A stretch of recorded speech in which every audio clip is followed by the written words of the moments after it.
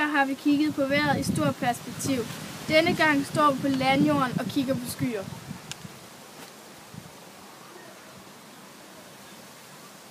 Skyer består af en samling af flydende eller faste vandpartikler, der enten svæver eller falder gennem atmosfæren. Der er 2 arter skyer og en masse overgangsformer. Skyer, som har en opbygning i højden eller højere end de er udbredte, kaldes cumuliforme skyer. Skyer, som har en flad udstrækning og mere ligner et sammenhængende skylag, kaldes stratiforme skyer. Vi som meteorologer inddeler skyerne efter højde over jorden, og det giver 4 typiske grupper af skyer. Af de høje skyer har vi cirrusskyerne, som er adskilte skyer i form af hvide tråde, hvide eller overvejende hvide flager eller smalle bånd. De har gerne et trådet og eller silkeagtigt skær. De består af iskrystaller. Cirrostratus er et hvidligt gennemsigtigt skyslør eller med et glat udseende, som helt eller delvist dækker for himlen. Det er også primært af iskrystaller. Cirrocumulus, som udover iskrystaller også kan have underafkølet vand i sig, ses gerne som hvide flager eller lag af skyer, bestående af meget små elementer i form af korn, krusninger eller lignende.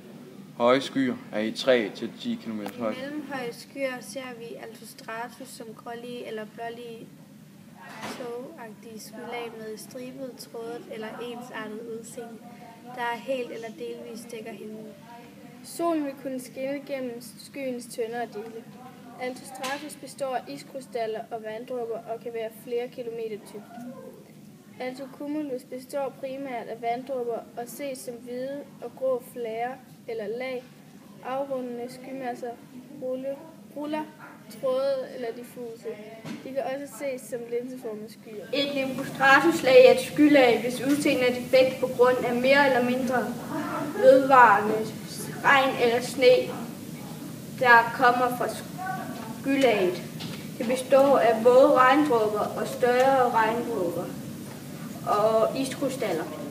Mellemhøje skyer er i 2-4 km højde.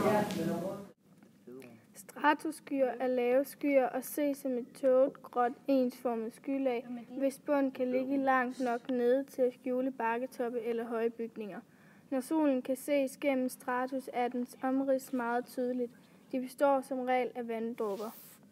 Stratocumulus består af vanddråber og fremstår som grå eller hvidlige skylag eller skyflager, som næsten altid har mørke dele bestående af mosaiklignende afrundede skymasser eller bølger. Lave skyer er op til 2 km høje. Af de skyer, som bygger opad, begynder vi med cumulus, der primært består af vanddråber. De kan have mange former, men optræder ofte som adskilte tætte skyer med klare omrids. De kan få blomkålsudseende i toppen. Cumulonimbus er en tæt og tung sky med betydelig vertikal udbredelse, der kan minde om et bjerg eller et tårn. Den øvre del af skyen er sædvanligvis glat eller trådet og næsten altid udfladet i en armboldform. Skyernes underside er ofte mørk. Det består af vanddråber og de øvrige dele af iskrystaller. De indeholder også regndråber samt ofte sneflager, snehagl, iskorn eller hagl. Ærter, ærter, ærter. Ærter, ærter, ærter. Ærter, ærter, ærter.